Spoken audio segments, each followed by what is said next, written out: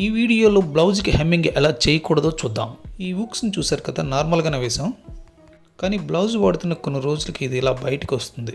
Blouse వాడి ఎన్ని రోజులైనా హుక్స్ వేసేటప్పుడులానే ఉండాలంటే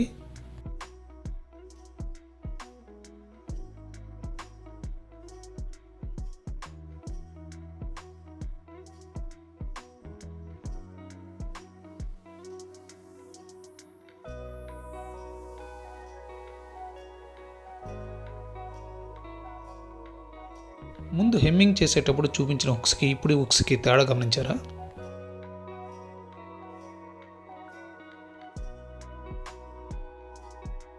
ఇలా కొంచెం కిందకి కానీ హుక్స్ వేసుకుంటే బ్లౌజ్ ఎన్ని రోజులు వాడుతున్నా అవి పైకి ఇలా తన్నిపెట్టవు.